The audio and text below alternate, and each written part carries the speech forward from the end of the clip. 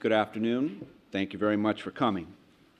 I am very pleased to introduce the speaker of this semester's CEE Distinguished Lecture. I'll start by saying that if you were to casually examine the academic and professional records of today's speaker, you would see some rather impressive numbers. For example, you'd see 4 textbooks that collectively cover a diversity of fundamental topics in the realm of transport science. You'd also see some monographs and some edited proceedings to go along with those texts. You'd also see close to 200 journal publications and nearly 40 PhD students advised. You'd further see a record of service to the premier journal in his field and a record of leadership to the premier symposia series. Add to this, by the way, you'd also see an impressive record of professional work that has, for example, advanced the practice of logistics for companies like General Motors, and work that has innovated ways in which public transit is delivered in cities. In short, if you were to examine the record, you would see numbers commensurate with a very successful and a very productive academic. And that means, of course, that you'd also see an array of impressive awards and honors that go along with that. Honors that would include, for example, membership in the National Academy. You'd see an honorary professorship from his hometown university, and you'd see lifetime achievement awards from august bodies like the Institute of Operations Research and Management Sciences. And indeed, though all those numbers are very impressive, they don't really tell the story. I think to get a sense of the story, you'd have to ask some scholar in the transport science field. And if you were to ask virtually any scholar in that community, you would be told that those 4 diverse textbooks, you'd be told that each of those works are definitive in their respective areas of transport science. And you'd likely hear a little bit about those 200 publications or so. They'd likely be described as a treasure trove, each one a real contribution, and not a single dud in the entire bunch. Speaking of which, I happen to know that today's speaker cares very little for awards and accolades, but he does, however, care a great deal about those roughly 40 former PhD students of his. In fact, I happen to know that his greatest professional satisfaction stems from the contributions that those former students now make and continue to make. Now, you talk about not a dud in the bunch.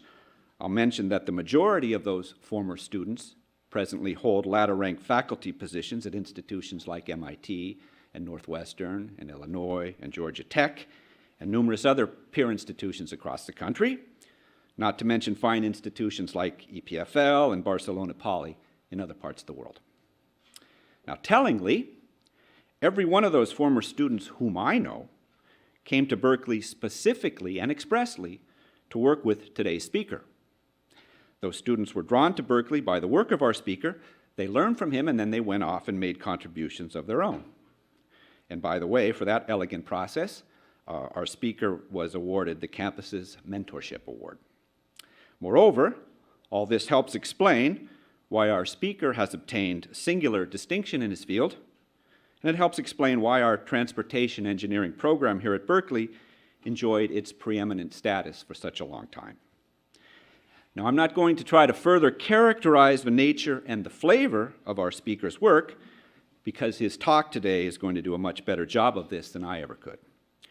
So without further ado, I'm very pleased to introduce Carlos Daganzo.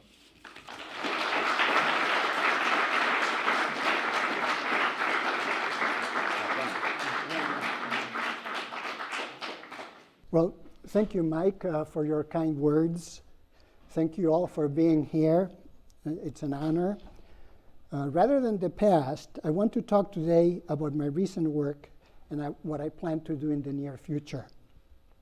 My current activities are focused on urban mobility and on how to design and manage the smart infrastructure needed to support it. Today, I want to highlight only what's important, so I will introduce my ideas using 4 short stories that seem to have resonated in China.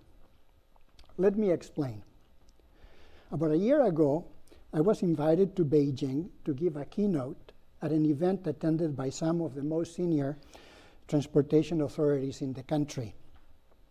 I thought this was a big deal, so I prepared some stories, like the ones I'm going to tell you, and flew there. I think my hosts liked what they heard, because after a few months, they asked me to come back, and on this second visit, they gave me this plaque.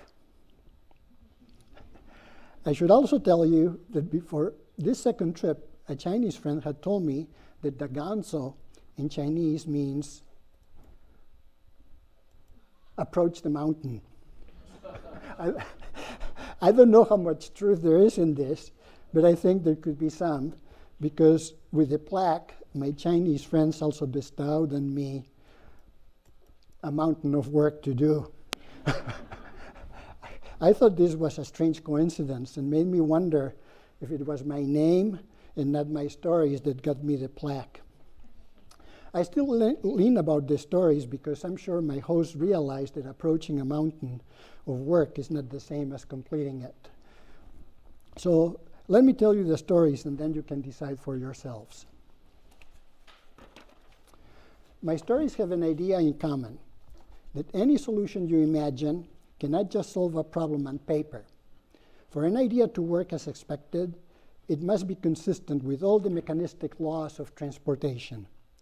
And it's just not me saying that. A smart guy I'd like once said that imagination was more important than knowledge. And another smart guy clarified that we're not free to imagine anything, however. He used a straitjacket metaphor to stress that scientific imagination must be always restrained by empirical knowledge. The straitjacket applies to any engineering problem, be it a structure, an environmental plan, or a new transportation system. Imagination and creativity are particularly important when we approach unique problems like China is facing, because then there is nothing to copy. But to create something that works as imagined, one must know how things work and use this knowledge in the act of creation. This should be obvious, right?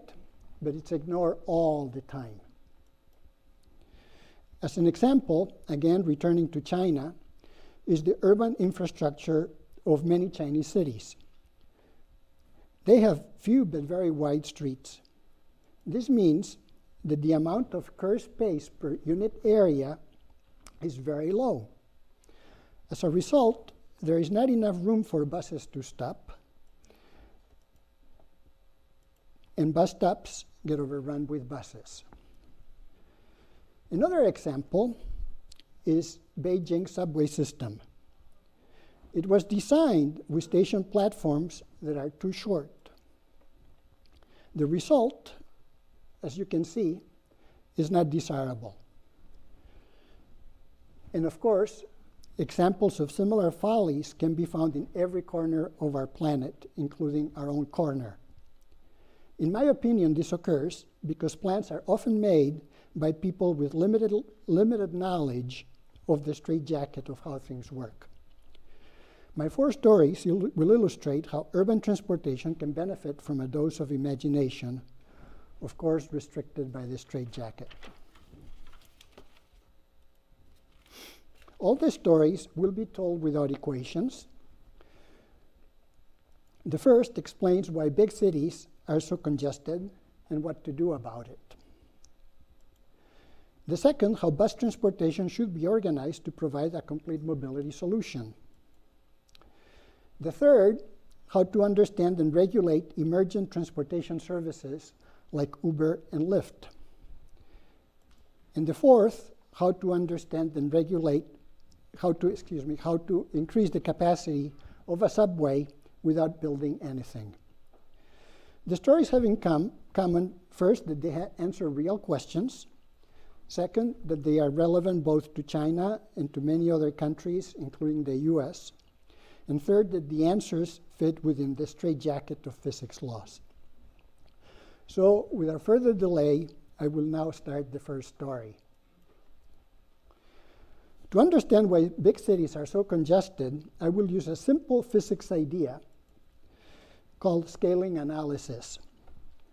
I will show that the root causes for this phenomenon are city bigness and the concentration of destinations in central areas. To quantify these ideas, I will examine the morning commute in monocentric cities, such as the one in this picture. Note how all trips start with the city boundary, within the city boundary, and go into a concentrated central business district that I call a CBD. So consider now cities with CBDs of different sizes. It stands to reason that if the density of office space stays constant, then the number of trips demanded should be proportional to the area of the CBD. In other words, that if the linear dimension of the CBD doubles, as shown by these two squares, then the demand should quadruple. In contrast, the number of trips that can enter the CBD should be proportional to the length of its perimeter. This occurs because the perimeter's length determines the number of streets and transit lines that cross the perimeter into the CBD. Unfortunately, for us, and as shown by the figure, the perimeter's length only doubles if the linear dimension of the CBD doubles. Taken together, the two parts of the figure illustrate that as the size of the CBD grows, its ability to absorb trips increases less rapidly than the demand. Thus, for sufficiently large cities, demand will surely outstrip supply and congestion will rear its ugly head. The conundrum is made worse by the fact that larger CBDs also usually have taller buildings and therefore more demand per unit area. I have run some numbers for cities such as Beijing, Boston, or Madrid, which have similar population densities. And in doing this, I assumed that the CBD encompasses 1/10 of the city's area, as in this diagram. I found that if a city of this type does not have a subway system, then awful congestion rears its ugly head once the city's diameter reaches about 7 kilometers. As a point of reference, this is the size of Lausanne, Switzerland, which, by the way, does have a small rail system. Fortunately, if the city has an extensive subway network, things improve markedly, although there is still a limit. In this case, awful congestion arises when the diameter reaches 20 kilometers. This is representative of Athens, Greece. Since these cities are not so huge, now you may ask, Carlos, you're assuming that the CBD is very concentrated in 1/10 of the city. Aren't real destinations more spread out? And wouldn't this be better? Well, the answer to these questions is yes, as you can imagine. To see what happens when destinations are dispersed, let us now look at an extreme case when destinations spread all over the city. This is shown on the right pane of this picture. The tips of the arrows representing the destinations are now contained in a much bigger area. I have colored it blue rather than pink to remind ourselves that the scenario is different and very favorable. Even in this case, bigness turns out to be a problem. So let us see what happens now. It should be obvious that the number of trips that can simultaneously fit in a city, as if you were taking a picture of it, is directly proportional to the surface of all its streets combined, which is itself proportional to the city's area. Therefore, the number of trips that fit must be proportional to the city's area. This is what the city can supply to support transportation. Note that this supply quadruples if the city's linear dimension doubles. Now, contrast this with the demand. That is, with the number of trips that would need to coexist during the middle of the rush if people could travel when they want. To get at this number, we use another physics principle called mass conservation. It says that the number of trips that would coexist if everyone were to travel when they want is the product of the rate at which trips start and the duration of a typical trip. Now, since the rate at which trips start is proportional to the population, that is, to the city's area, and the duration of a trip is proportional to the city's diameter, we see that the number of trips in the scenario of the figure would increase by a factor of 8. This means that even when destinations are dispersed, the demand grows more rapidly than the supply. Therefore, as in the case of concentrated demand, the conundrum persists. There must be a maximum diameter beyond which all the desired travel is impossible. To quantify the changes, I repeated the calculations of the case with concentrated destinations. For a dispersed city without a subway, the diameter limit is now about 25 kilometers instead of 7, or about the size of Madrid, Spain.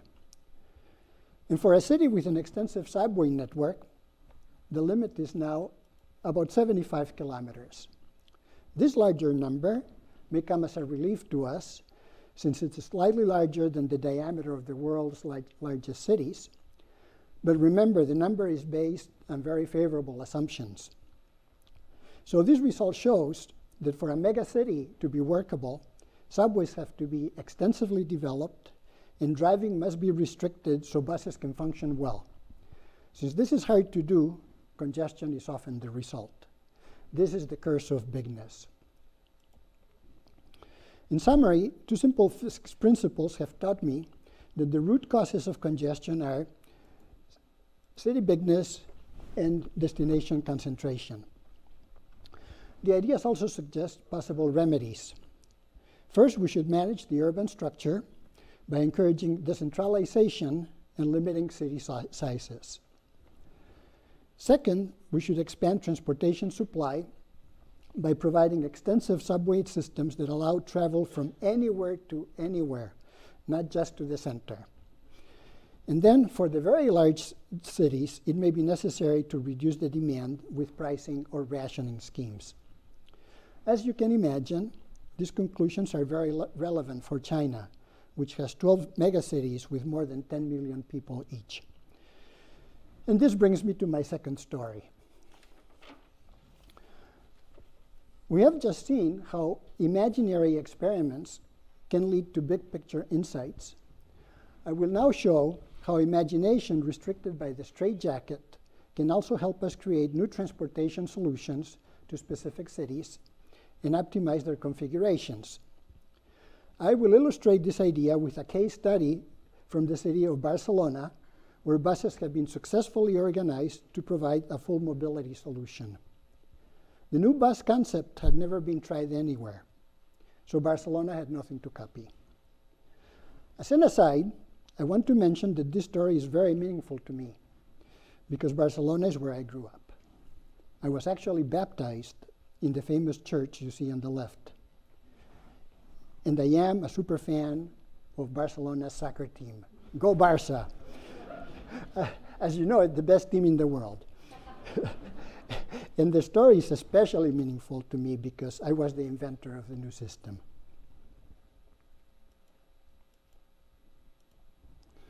But back to our topic. As is typical of more cities, Barcelona's pre-existing bus network looked like a plate of noodles. Its lines were twisted and their stops were closely spaced. This is actually typical of almost any city, including San Francisco, the East Bay. If you look at their maps, they look very much the same. And this has many disadvantages.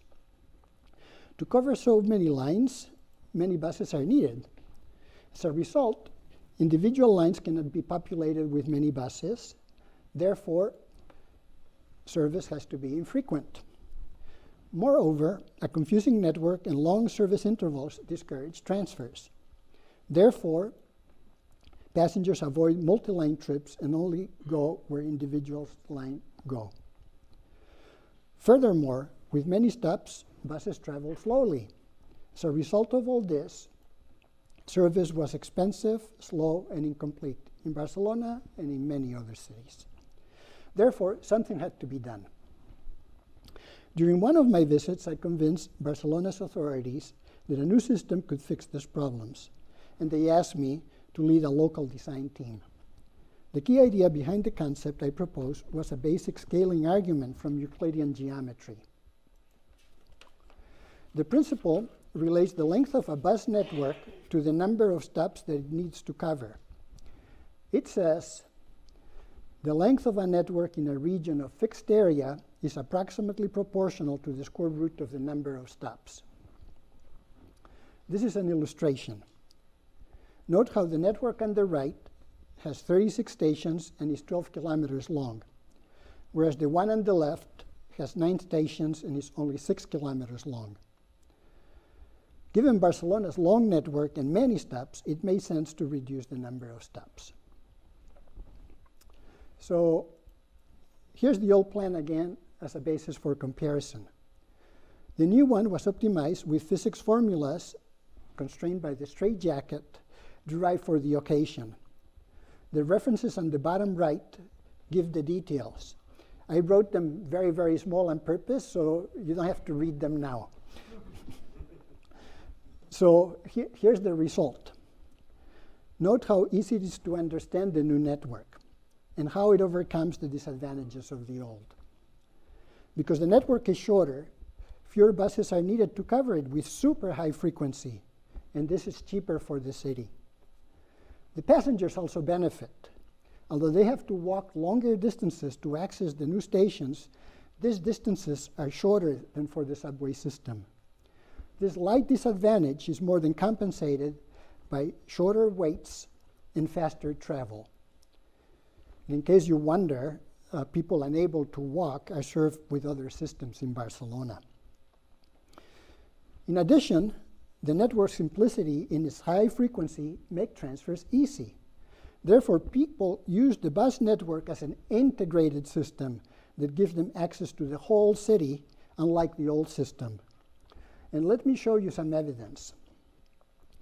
To check, we tracked the project over its first 3 implementation phases. The first lines were opened in late 2012, and then new sets of lines were opened in late 2013 and late 2014. To determine if people use the system as a system and not as a set of individual lines, we look for evidence of transfers. Now, Barcelona's fare system is such that the number of transfers cannot be directly measured by their fare collection system. But we want it to be objective, so we look for another way of letting the raw data speak for itself. Transfers were detected by observing whether the usage of existing lines jumped when other lines were opened in later phases. Transfers are the only explanation for this phenomenon because travel in Barcelona by all modes was very steady during this period. This chart shows the number of trips carried by the subway and the amount of car traffic during the 3 phases. The vertical axis has been rescaled so the initial values are 1 for both forms of travel. You can see that usage is definitely very steady. Now let's look at the new bus system. We will use red for the lines built in phase 1 and green for those built in phase 2. These red and green dots show their initial usage levels before other lines were opened. The question is whether these usages stayed the same or increased as new lines were opened in later phases. Well, this is what happened. These large increases can only be explained by a high level of transfers. Simple models confirm the results and also produce this chart. The reference again is on the bottom right, too small for you to see. Note how the percentage of transfers increases as the network expands and the large number at completion. These numbers are comparable to those of subways, and they are much larger than for other bus systems in the world. As a point of comparison, Here are some benchmarks. London, which has one of the highest bus-to-bus transfer rates on record due to their excellent service, weighs in at 13%, whereas New York City and Boston, which are more typical, have rates below 2%. Today, Barcelona's new system is working as was imagined and carrying more demand than anticipated, a lot more in fact. So this case study illustrates how imagination within the straitjacket can help us tailor solutions to unique situations. This premise is particularly relevant for China because its largest cities have many unique features. Mobility improvements to Chinese cities require a strong dose of scientific imagination. So let me now share with you the third story. This story shows how imagination can also help us understand emergent and future systems, such as those provided by Uber, Lyft, Didi, Jump, Lime, and many other tech companies, so cities can regulate them or not. Scientific imagination is actually mandatory in these cases because there is little or no prior experience to rely on. So as an example of what I'm talking about, I will show how the taxi ride-sharing services that are provided by tech companies fit with other forms of existing service, such as solo ride taxi and mass transit. And I will do this for all types of cities, as I'll explain, so you can see what to do with each city type. A physics tool called dimensional analysis allows us to reduce the question to its essence. It allows us to classify cities using a single index that we call bigness. This number encapsulates in a single number important things such as the city's area, its population, and its transportation demand level. Dimensional analysis also allows us to evaluate a transportation technology such as ride sharing in terms of only two performance indicators.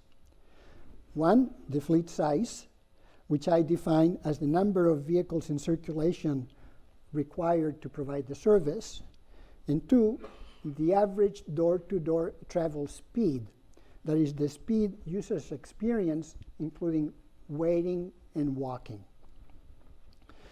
The fleet size is a proxy for the cost of providing this service, and the door-to-door speed for the level of service that the system provides.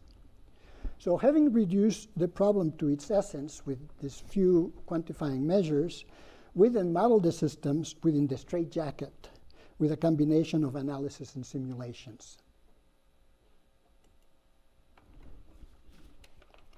The reference on the bottom right contains the details. I told you I would not use equations.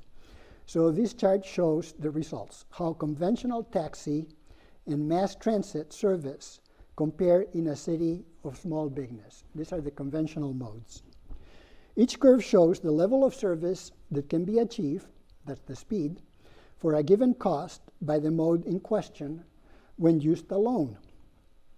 Three things should be noted from the pattern.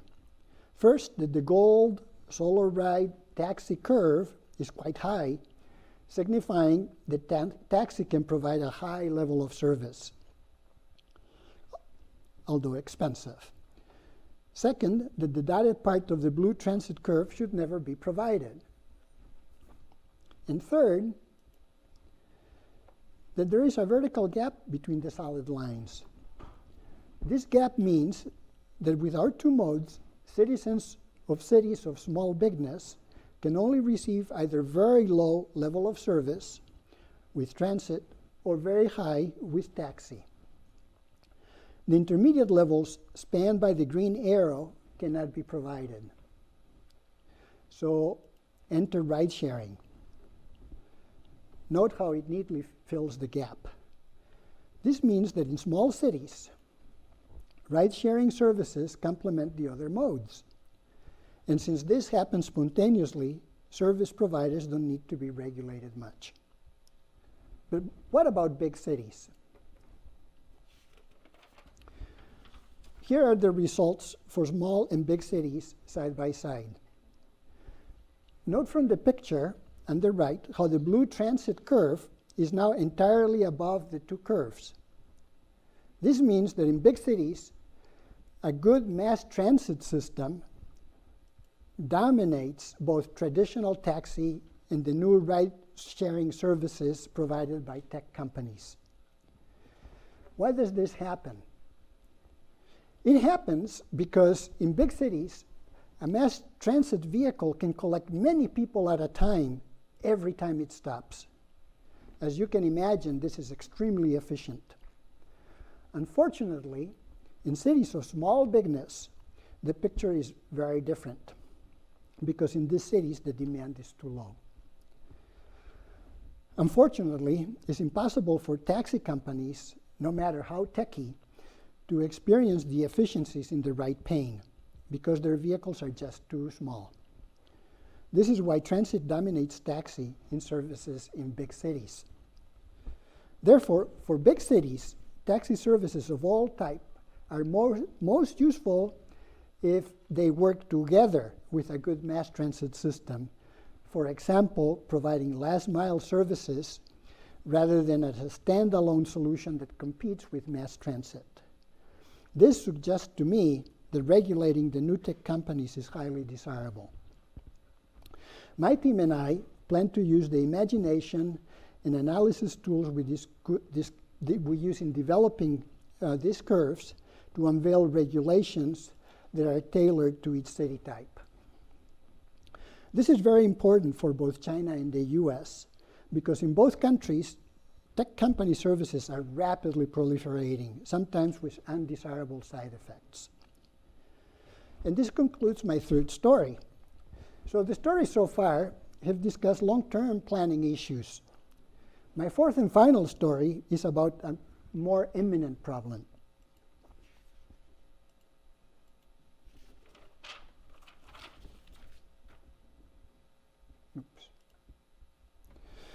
It tells how a subway can be decongested without building anything. This is important in Beijing. It's also relevant locally, given BART's increased usage. Now, just to get some perspective on the issues in Beijing, let me use the Bay Area as a frame of reference. Consider this. Downtown San Francisco absorbs a maximum of about 7,000 car passengers per hour from the East Bay at the peak of the morning commute.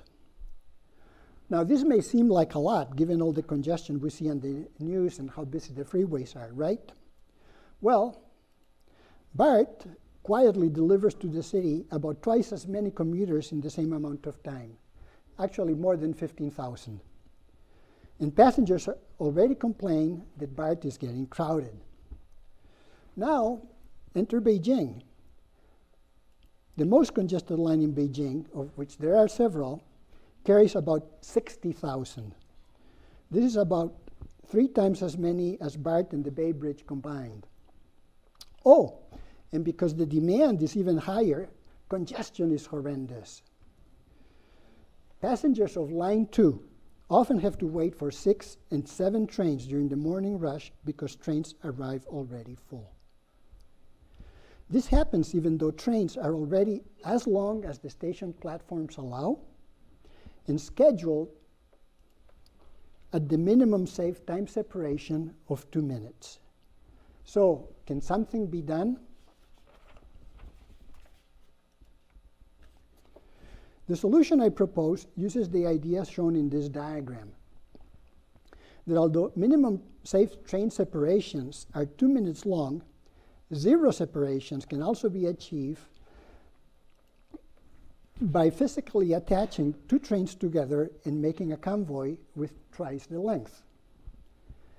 Note from the box, the train in front is labeled L for leader and the one in the back F for follower. These convoys would then make a double stop at each station as shown on the 3 snapshots of the slide. The slide should be read from top to bottom as the convoy moves from left to right. And the convoy approaches the station.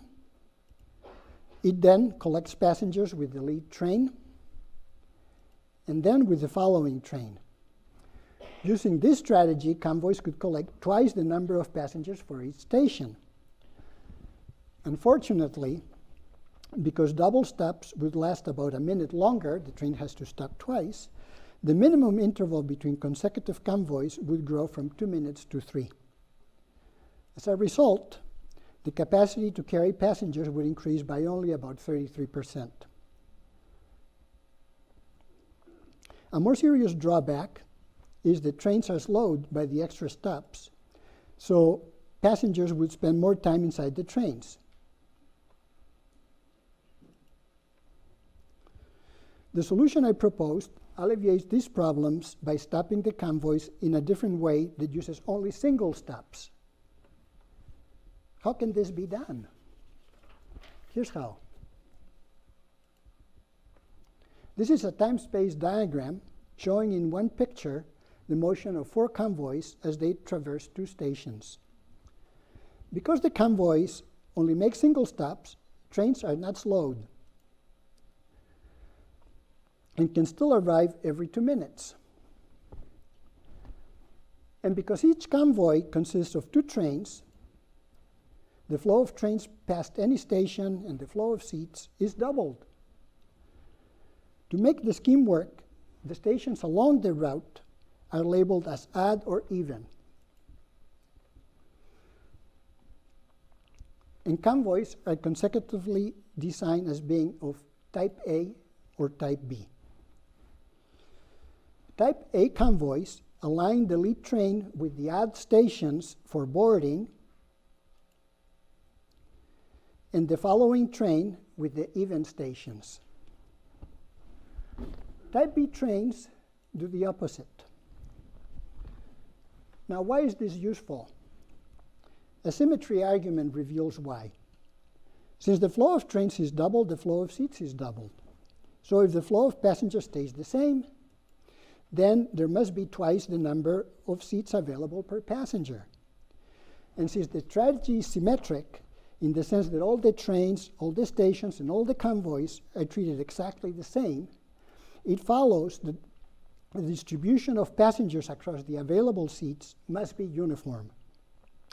Thus, seats can be fully used, and therefore the capacity of the system would increase from 60,000 to 120,000 passengers per hour. This is an optimistic guess, of course, because there are real-world complications that muddy the picture. And here are some. Realistic simulations that account for all the complications are now being conducted by my Chinese colleagues. I'm not sure what the outcome will be, but I am hopeful. And this concludes the last story. I hope these stories have given you an idea of how scientific imagination constrained by the laws of physics can help diagnose and solve transportation problems. I will now close by discussing where the stories are going in practice and how that fits with where I see the field going. Regarding practice, the mayor of Beijing wants to build on the ideas to improve his city. He has asked me to identify and help solve Beijing's many transportation problems and to direct the creation of a master transportation plan. I found this to be a humongous but interesting mountain, so decided that to honor my Chinese name, I would approach it. The mountain seems tall to me, not just because of the size of the city, but because of the extensive pre-existing physical infrastructure that constrains what can be done. I think this is a very restrictive straitjacket. Also, regarding practice, I don't know if you've heard of the new initiative of China's President Xi to make cities greener. A centerpiece of this initiative is a new satellite city 100 kilometers away from Beijing. It is called the Chong'an, I don't know if I'm pronouncing this right, new area. You may have read about it in The Economist or Wikipedia. This is how it looks now. There is not much there. I've also been asked to conceive of a transportation system for the city. The goal is to house a population of 2 to 5 million people, plus all the tech industry from Beijing. The city is supposed to be 90% green and 80% served by public transit. I think the initiative is on the right track because it's consistent with the moral of my first story, that one should decentralize, reduce demand, and reduce the size of cities. I also think that it is realistic because, as my stories have shown, well-organized public transportation can serve all the demand, even in large cities. But for the experiment to succeed, the city needs to be properly designed with full consideration of the straitjacket. The problem may be even more challenging than Beijing's because the slate is completely clean and the questions seem unending. How many centers should the city have? How big its blocks? How wide the streets? How many lines of public transit? And on and on and on. Clearly, this is another Everest. Curious fool than I am, I want to see what's on the other side of the mountain. So I'm now debating whether I should approach both the Beijing and Xiong'an mountains together. The peaks seem tall. Needless to say, I'm a little nervous about this.